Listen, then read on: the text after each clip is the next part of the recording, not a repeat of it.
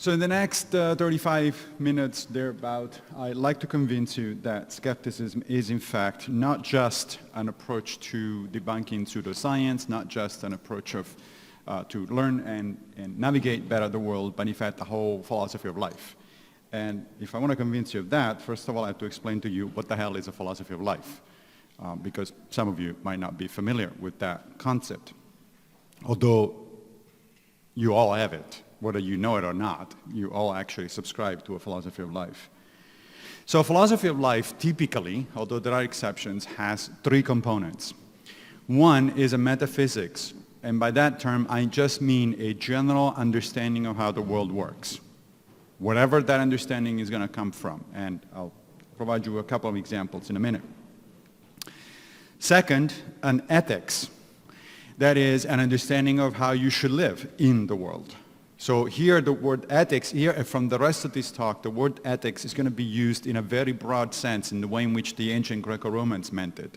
Not just as the study of right and wrong, as in modern moral philosophy, but as in how you live your life. How do you behave in the world, what kind of priorities you set for your life, and what kind of goals, as well as how you behave with respect to other people.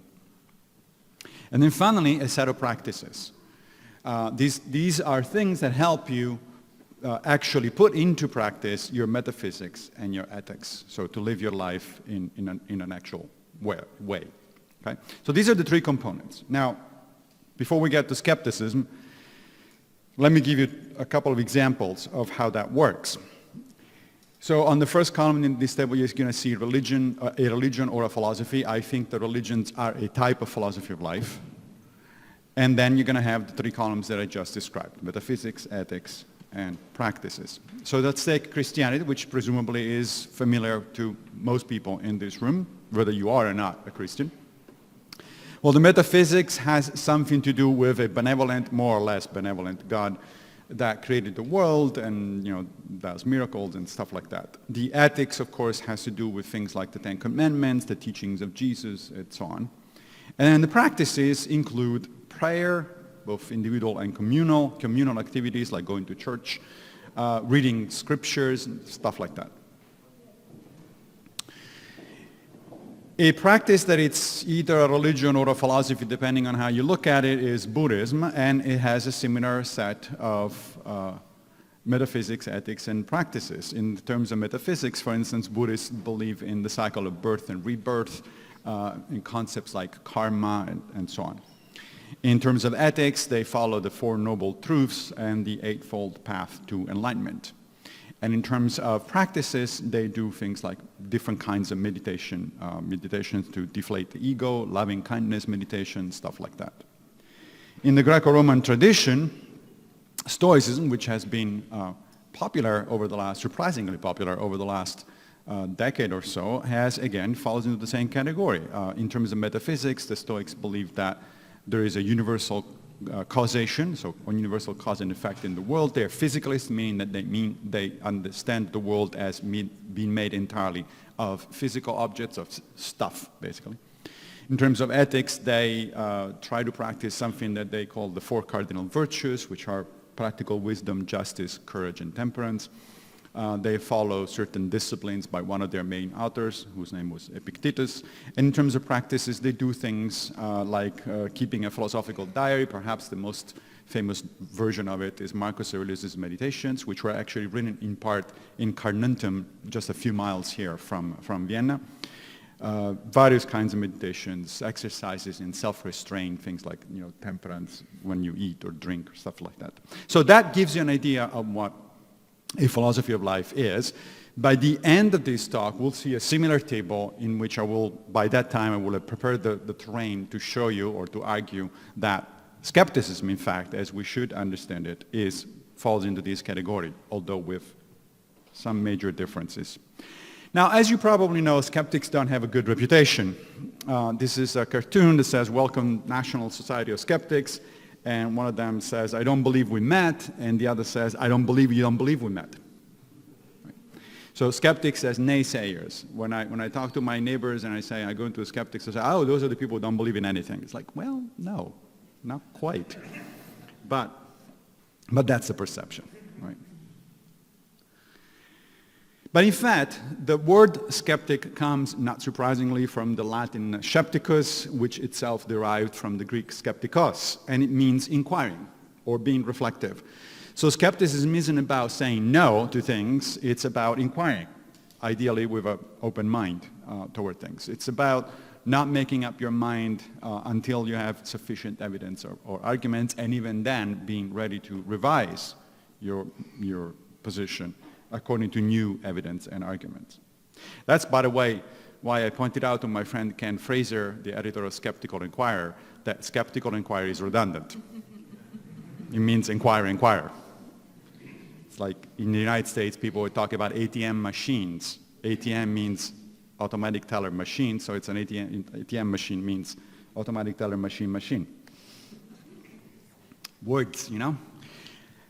Now, skepticism has existed in various forms for a long time. Yesterday we were having this discussion about whether we should retain the term or not, and what does it mean, where it comes from, etc. It has a very long tradition, in fact, much longer than perhaps some even here realize. It really started out in the Western tradition, at least, and there are actually forms of skepticism in Eastern traditions as well, particularly in India. But in the Western tradition, it started out with Socrates. So we're talking about the 5th century BCE. That means skepticism has been around for 25, 26 centuries, 2.5 millennia, right? And these are some of the other who's who of skepticism. This is the ancient versions, and then I'm going to get to the more modern version in a minute. So Socrates, Pyrrho of Elis, more about him in a minute. Carneades of Cyrene, also more about him in a minute. Marcus Tullius Cicero, also more about him in a minute. Plutarch of Chaeronea, not more about him in a minute. Sextus Empiricus. Then when we get to a little bit more time, you skip the Middle Ages because there is a good reason why you need to skip them. And we get to Michel de Montaigne, René Descartes, Baruch Spinoza, and probably most famously David Hume. And then you get to actual modern times. Now, you might have noticed so far it's all dead white men, which is not surprising because the history of the Western world up until recently has been essentially mostly, not exclusively, but mostly white men, whitish men. There were some that were not quite that white, but mostly men. We have a few exceptions, and the exceptions are being recognized finally. But of course, there's no reason why we should continue that particular tradition. And in fact, in modern times, we have a little bit more diversity, not enough yet, but we're getting there. So these are some of the people, I'm sure you know all of these people. I don't need to go through the names one by one. But these are major exponents of skepticism as we understand it in modern times. Yeah, I'm going to leave that there because it's a really nice picture, I think. That's my friend Ken, of course, on the upper right. Now, let's get to the actual meat of the argument here. I think I'm going to try to convince you that there are and have been since the beginning 2 strands of skepticism. And I actually also want to convince you that those 2 strands very much go together. One is what I will call ethical skepticism. Again, ethics here just doesn't mean simply the study of right or wrong, is this action right, is it ethical? It means how do you live your life? Much broader. It includes, of course, questions of right and wrong, but it's much broader than that. And what we would call today scientific skepticism, right? We tend to think that ethical skepticism is a thing of the past, Cicero, Socrates, people like that, and scientific skepticism is a thing of the modern times, Sagan, Kurtz, etc. I think neither one of those 2 things is true. I think that scientific skepticism goes back all the way to Socrates, and I'll show you that in a minute. And I think that ethical skepticism is something that we should embrace today. Right? So those are the 2 things that I'd like to convince you in the next few minutes. That, in fact, ethical and scientific skepticism are deeply intertwined. They're really not that different from each other. And that it's time to merge them again as they were 2 or 2.5 millennia ago. So first, let me give you a little introduction to both ethical skepticism and a little less to scientific skepticism. I assume this particular crowd is much more familiar with the latter than with the former. The 101 thing, that's an American thing. Introductory university courses in the United States are usually labeled 101, so it just means introduction. right? That gives you some idea of, you live in a place for 30 years and then you become parochial and you start using, their terminology. Anyway, so little introduction to ethical skepticism. For all effective purposes, there are two fundamental kinds of ancient ethical skepticism. I'm going to introduce you to both, but in fact, we will follow only one of them because I think it's the most relevant to us. The first one is Pyrrhonism, or Pyrrhonian skepticism. In fact, the major guy is the one on the left, Pyrrho of Elis, that I just introduced. The one on the right is Sextus Empiricus, who lived a few centuries later and is actually mostly responsible for popularizing Pyrrhonism. On the right, you're going to have what is sometimes referred to as academic skepticism, and for most of after this slide, I'm going to refer to it as simply as skepticism, dropping the academic part. Academic because it was practiced in Plato's Academy after Plato died. And two of the major exponents of that school were Carneades, who I already mentioned, on the right-left of the screen, and then Cicero on the right of the screen. What are the differences between these two? Well, there are differences in terms of two or three aspects of these philosophies that are actually relevant for our discussion today. One, in terms of epistemology. So epistemology, of course, is what philosophers refer to as the study of knowledge, right? How do you know things?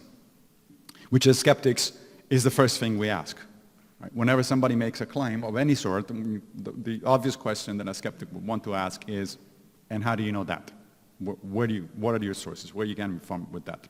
So in terms of epistemology, Pyrrhonism says that there is no firm support for opinions. Interestingly, at the time, the word opinion was uttered as dogmata, which is the root for the modern word dogma. Right? So where does your dogma come from, essentially? That's what they were asking. And so outside of what they called evident matters, there is no firm support for any opinion. What is a kind of an evident matter? Well, it's evident matter that I'm here in a room full of people and I can actually count how many of you there are. That kind of stuff is evident as far as the Pyrrhonists are concerned. Could you doubt it? Of course, because I could be living in a vat, a brain in a vat, and be completely mistaken about the reality of the world. But, saving for that kind of stuff, this is evident matters. Non-evident matters is the stuff that really matters to us most. So any talk of metaphysics, any talk of science about things that are not visible, like electrons, superstrings and stuff like that, any talk of gods, all of that stuff is non-evident. And so the Pyrrhonists said, nobody can say anything sensible about any of that, you need to suspend judgment. The academic skeptics, on the other hand, thought that certain knowledge is impossible, it's just not a human thing. Why? Because we get knowledge from two sources, our senses and our reason, and both of them are known to be fallible. Sometimes they get it wrong. If your sources of knowledge sometimes get it wrong, that means you never know when they're going to actually get it right.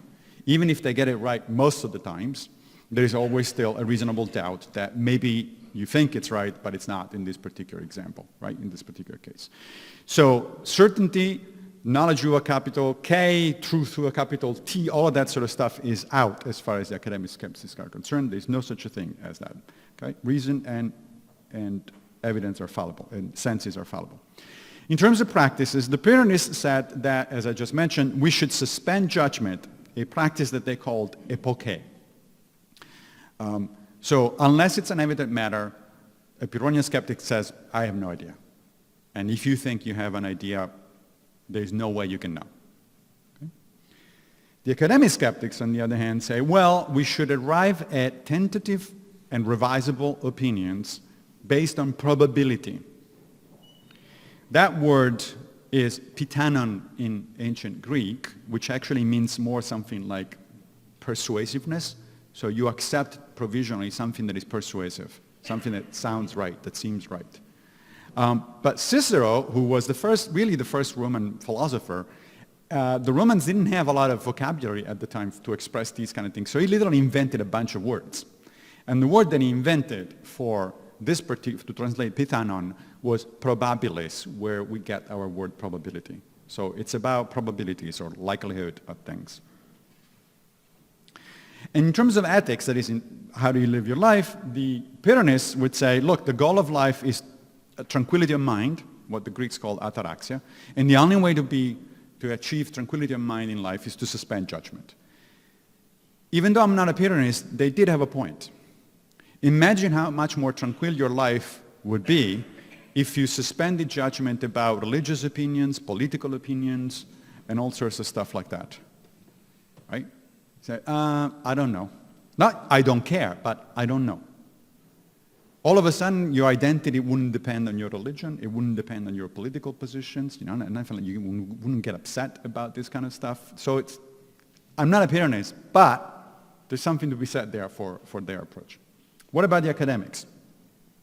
They thought that we should live by exercising what the Greeks called practical wisdom, that is phronesis. And how do we do that?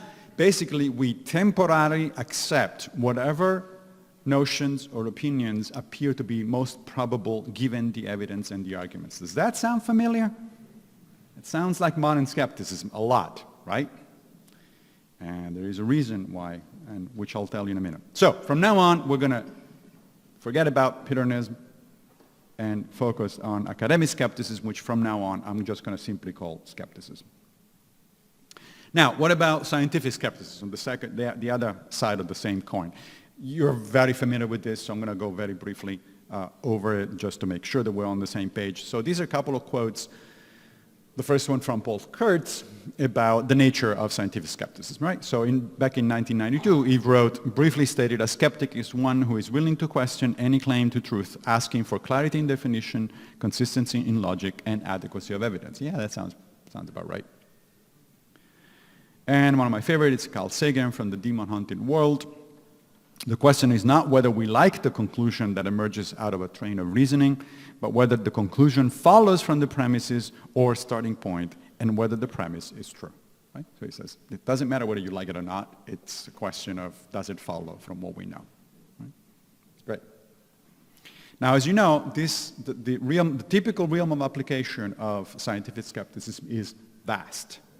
There's a lot of stuff going on there, right? One of my favorite is creationism down there. Jesus riding a dinosaur. But you know, you're familiar with all the rest. This is classic scientific skepticism, right? Great. Now let me begin to build my argument that in fact scientific skepticism and ethical skepticism have always gone together from the beginning. And that there is a deep interconnection between the two, an interconnection that it may very well be a good idea for us here and skeptics throughout the world to revive and practice.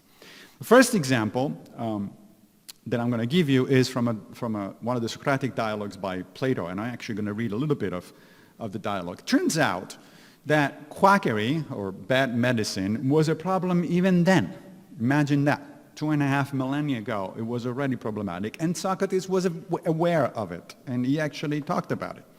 So in this typical excerpt from a Socratic dialogue, here is Socrates that says, let us consider the matter in this way. So imagine I'm Socrates now, so wearing, not a toga, the Greeks didn't wear a toga, a tunic. If the wise man or any other man wants to distinguish the true physician from the false, how will he proceed? So he's setting up the thing exactly as we would today. How do you tell the difference between an homeopath and a regular doctor? He who would inquire into the nature of medicine must test it in health and disease, which are the sphere of medicine, and not in what is extraneous and is not its sphere. In other words, you got to come up with evidence that concerns medicine, not that concerns other stuff. Forget anything else. It has to do with medicine. His interlocutor, whose name was Critias, he was Plato's brother, says, true. And he who wishes to make a fair test of the physician as a physician will test him in what relates to these matters. He will. This is a typical Socratic dialogue, by the way, right? Socrates talks and talks and talks, and the other guy says, that's right. Absolutely, Socrates. Don't you wish that your interlocutors were like that? He will consider whether what he says is true and whether what he does is right in relation to health and disease. He will. But can anyone pursue the inquiry into either unless he has a knowledge of medicine? So now he's raising Socrates is raising the question of expertise. Like, yeah, but wait a minute. How do you know? How do you do, these days, especially during the COVID pandemic, we have a lot of people that did their research, right? And I love that cartoon, which you probably have seen going around social media, with a grave, and on the tombstone it says, he did his research, right? You gotta be an expert to do your research. You can't just do your research. You cannot. No one at all, it would seem, except a physician can have this knowledge, and therefore not a wise man. You would have to be a physician as well as a wise man. So it's not enough to be wise, knowledgeable about all sorts of other things. You actually have to be an expert in that particular area of research. Otherwise, you don't know what you're talking about. Very true, says Critias. So this is, in case you want to look it up, this is in the Charmides, which is one of the most charming, actually, Platonic dialogues. So that's the first example. This is the first example, in fact, in the history of the Western world that I could find, at least, where pseudoscience, in the specific form of quackery, and expertise, the question of expertise, are raised 2.5 millennia ago. We're not dealing with new things, folks. This is stuff that has been going around for a while. The second example I want to give you is even more stunning. At least it was stunning to me, because it concerns Cicero. Now, if you've heard about Cicero, you know that he was involved in the end of the Republic, the Roman Republic. He fought against Julius Caesar, all that sort of stuff. He was also, so he was a statesman. He became consul in Rome, which was the highest political office. He was an advocate, so he was a lawyer. But he was also a philosopher. In fact, he wrote some of the major texts in Western philosophy in the span of only 3 years, in a period during which his political and advocacy career and career as advocate was done temporarily, as it turns out, and his daughter Tullia had just died in childbirth. He was distraught. He went out on one of his villas outside of Rome, and he started writing as a consolation to himself. And in 3 years, he whipped up something like 8 or 9 major works of philosophy. Takes most people a lifetime to write one. This guy just went on and did it. But the surprise here is that he wrote at least 2 books that are really of concern to us. And one in particular on divination, which is, prediction of the future, basically, where he talks both about divination as the ancient Romans were doing it, entrails of animals, flights of birds and stuff like that, but also astrology, pretty much as it is done today still. There was not much difference. And it is surprising what Cicero writes in there. For instance, in De Divinatione, he says, as I fear to hastily give my assent, that is my agreement, right, to something false or insufficiently substantiated, it seems that I should make a careful comparison of arguments. For to hasten to give assent to something erroneous is shameful in all things. He's making a connection between ethics and skepticism. This is something that eventually C.W. Clifford famously articulated at the end of the 19th century in a very famous essay that I urge you to look up if you don't know about it, called on the Ethics of Belief, where he makes the argument, Clifford makes the argument that the reason we want to be skeptical and we want to be active about challenging people's beliefs is because there is a fundamental moral duty to do so. A moral duty in terms of respect for the truth and also respect for the consequences of untruth. This is exactly the argument that Cicero is making already 2,000 years ago. And then he says, speaking frankly, superstition, which is widespread among the nations already at the time, has taken advantage of human weakness to cast its spell over the mind of almost every man. So he was already familiar with this notion that not only superstition is widespread, but it takes advantage of people. When people ask us, why bother, as somebody pointed out yesterday, people don't ask anymore, why bother being skeptic, why bother challenging, because after vaccine denialism and climate change denialism, people figure out that actually bad beliefs will literally kill you or kill the planet. So, maybe we should pay attention to it. But even a few years ago, when I wrote one of my books on this topic, the most common question when I was interviewed was, but what's the harm? So what if people believe this or that or the other? That, right? That is the harm. Okay, now Cicero more substantively identified 5 criteria about demarcating what we would today call science and pseudoscience. Of course, it doesn't use the term at the time. And these criteria are pretty much the same that modern philosophers of science still use today to demarcate science from pseudoscience. And these are the following. He looked at the internal logical consistency of whatever the notion was that he was looking at, astrology, divination, etc. The degree of empirical confirmation of predictions based on whatever hypothesis he was looking at.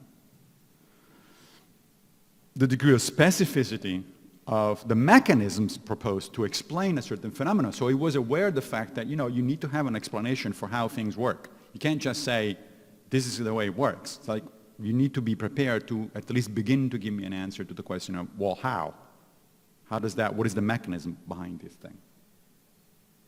You might not know immediately, but you need to look for it.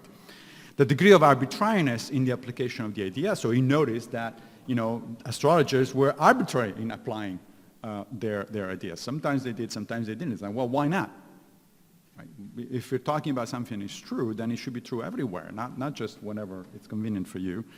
And then the degree of selectivity of the data by the practitioners, right, of whatever approach of astrology. So, why is it that we're looking only at certain data and not at the whole spectrum of data? Why is it that we're looking only at certain subset of the evidence and not the whole evidence? So these, as I said, are very modern criteria. So in fact, Cicero arguably invented the demarcation problem on divination. Okay, so what do then the two, ethical and scientific skepticism, have in common? A number of things. First of all, the notion that knowledge, as I said, is tentative and probabilistic. You might have seen this equation or something like this equation. This is as a simplified version of Bayes' theorem. I am certainly not suggesting that Cicero came up with Bayes' theorem. Thomas Bayes came up with it in the 18th century.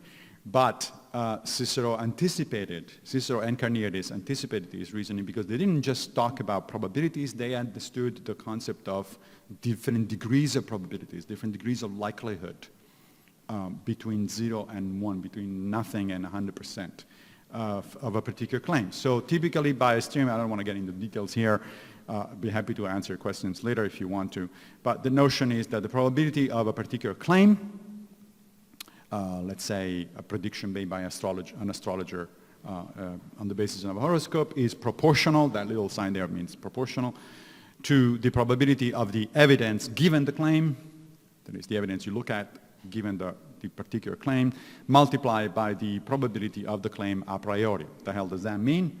Well, it means that the probability that astrology is true is proportional to the probability of the observed evidence if astrology were true. That is, if astrology is actually true, what's the probability that I'm going to observe what I do observe in practice, multiplied by the theoretical likelihood, the a priori guess that we have for why astrology is true. In particular, if you plug in numbers in there, it would turn out that given all we know about modern physics, for instance, the a priori probability that astrology is true is pretty low. It's a small number. Not 0, but it's a small number. And the probability of observing the evidence, given that astrology is true, is also a very small number. Because when people have done experiments, have turned out that the evidence shows that astrologers just don't get results that are better than chance. That's not what you would expect if astrology were true, right? Multiply two small probabilities by each other, you get an even smaller probability. So the tentative answer that you get is that the probability of astrology is in fact very low.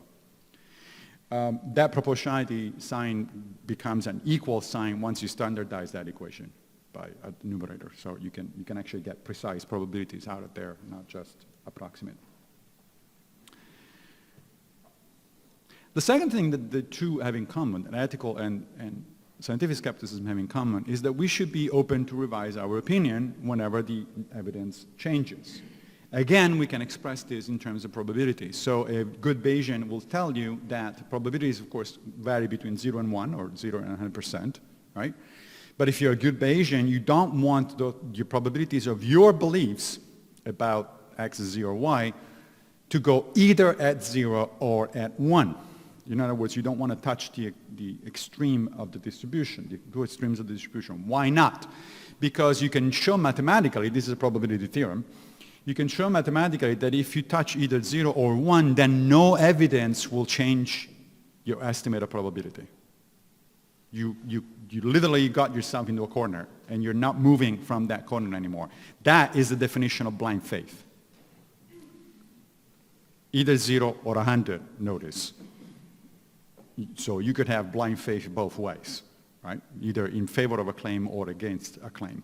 The point is, if you say, what is the chances that astrology is true, you shouldn't say 0, never, just that it's a habit of mind. You should say, well, my subjective probability is less than 0.0000001. But that way, you leave yourself open to the possibility that you never know. One of these days, situation could change dramatically. And then you will be in a situation of being able to update your beliefs. The third thing that the two types of skepticism have in common is that we do all of this because we care. Yesterday we heard talk about empathy, for instance, or sympathy. I prefer sympathy to empathy because empathy tends to be more easy to manipulate emotionally. But sympathy is a generalized version of empathy, in the way in which I'm using the term, that is mediated by reason. That is, you cannot be empathic with millions of people dying. It's just not a thing. It just doesn't exist in terms of human psychology. You can be empathic with a single person or a small number of people, but not with millions. Millions is an abstract number. But you can be sympathetic because you can remind yourself, oh yeah, those millions are just made of individuals that I should be sympathetic to. Anyway, forget that part, for that diversion into psychology. So what does that mean here? No bullshit. All right? We do not accept bullshit. And calling bullshit on someone is not, as typically our opponents tell us, close-minded. It's not a question of being close-minded. It's actually a question of seeking the truth. It's a question of wanting to go after what is real and not accepting stuff for which we have no reason to believe. Again, read Clifford's, if you haven't done, Clifford's Ethics of Belief. And if you want to counter to that, you can read William James' response to Clifford, and I sincerely hope that you will come on the side of Clifford and not of James. But we can have that discussion if you like. Besides, as Carl Sagan famously said, be careful with having an open-minded, because if the mind is too open, your brain is going to fall off. And that's not going to be pleasant. Fourth, and I think final, again, we do what we do because we care.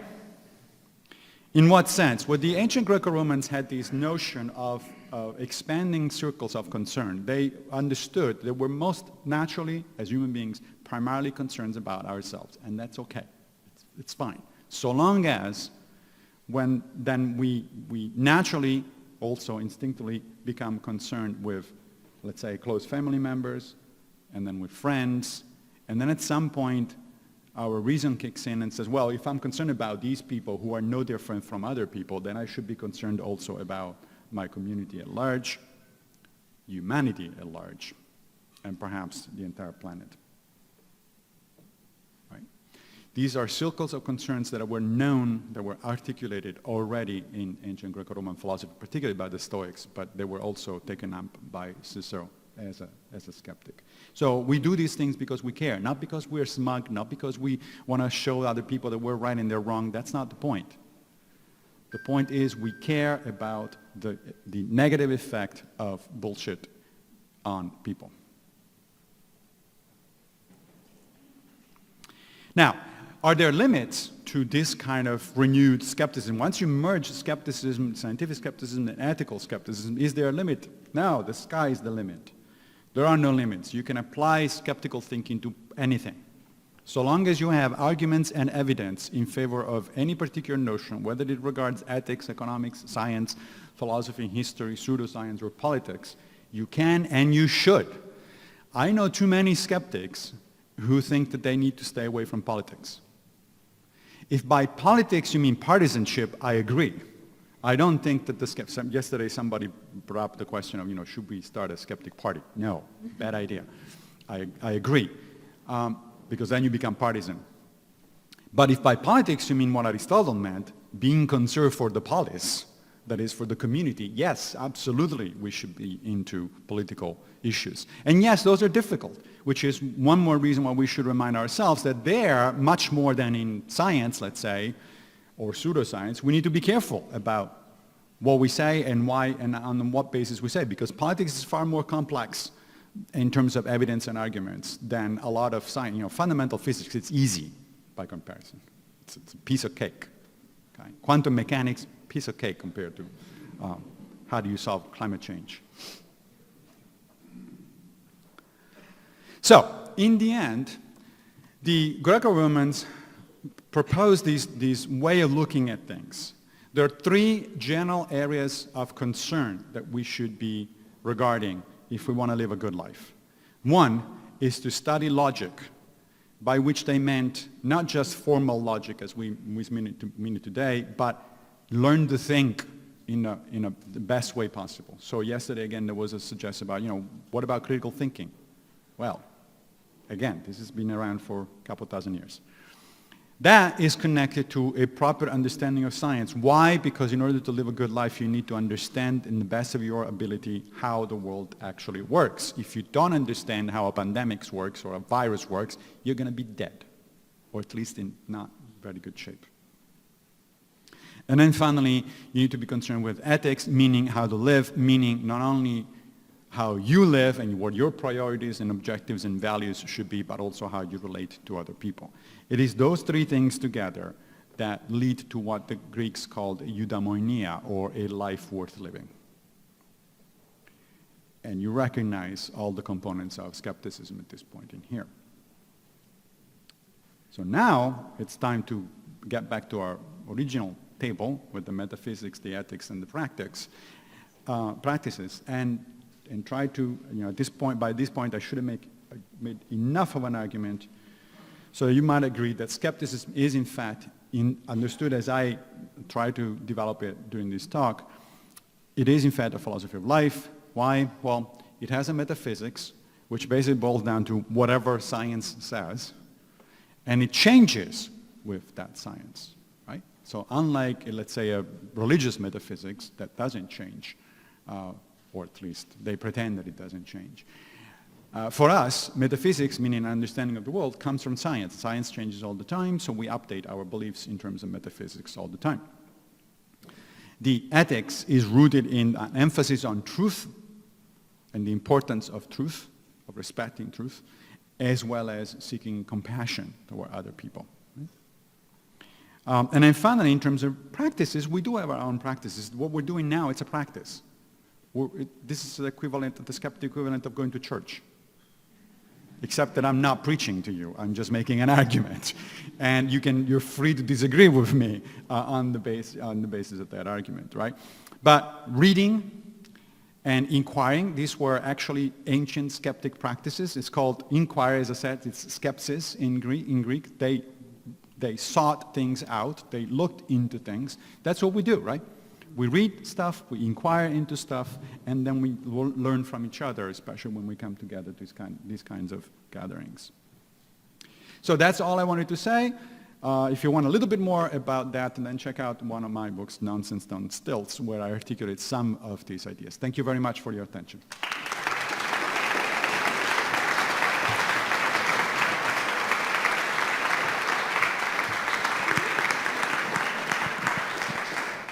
Thank you, Massimo. I think we have 3 minutes, so time for 2 or 3 questions, depending on, I see Tim, I see one here and one here, so make short statements or questions, please. I saw you, so here, and then Tim, and then here. Okay. I think you mentioned that there were some non-Western philosophers that also had skeptical ideas. Can you say anything more about that? Yeah, I don't know as much, that's not my discipline, of course, so I don't know as much about those, but there is a very long tradition in Indian philosophy of logic, both theoretical logic and applied logic. It starts out a little bit after the Greco-Romans, like during our early Middle Ages, essentially, and then it proceeds into the equivalent of our Renaissance. So we're talking a number of centuries. And the Indian logicians essentially discovered most of the same stuff that the Greco-Romans discovered. So the basic of argumentation, the basic of syllogism, the basic of reasoning, they came up with it independently of the Western tradition. So if you want to know something more about that, there is a wonderful book by Peter Adamson called Indian Philosophy. And it goes into that into quite a bit of detail, not just about the logic part, but there is quite a bit there, yeah. You can also Google just logical fallacies India, and you will get like a very brief introduction to that as well. There you go. Good. Yes. Logical fallacies India. Okay. Then Tim, and then...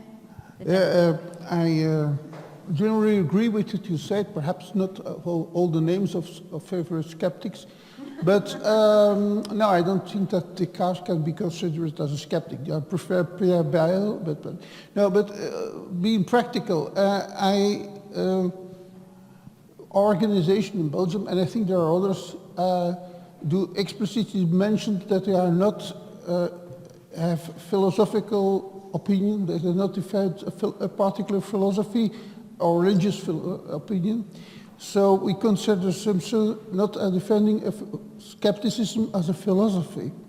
Even we refuse to use the term skepticism. Listen, in our language, skepticism has, in English, has many senses, but we evitate to use ism and say that we have a philosophical school. So for us skeptics, be skeptic is a method, defend and use set up for practical reasons in our society.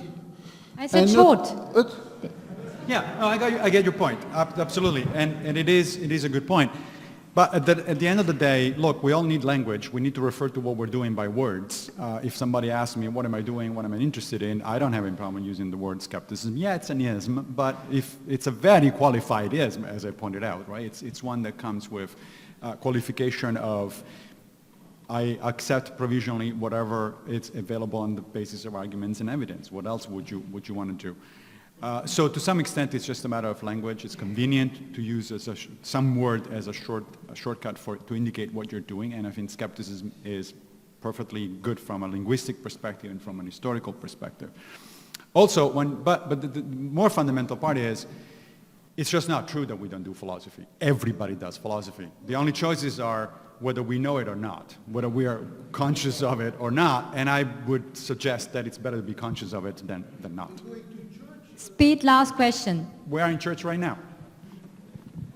Hi. Thank you for your enlightening talk. I just want to go back to the forerunners that you picked. Yeah. So everybody has their own list, but Bertrand Russell was a fierce opponent to vaccine. David Hume wrote extensively in support of slave trade. Yeah.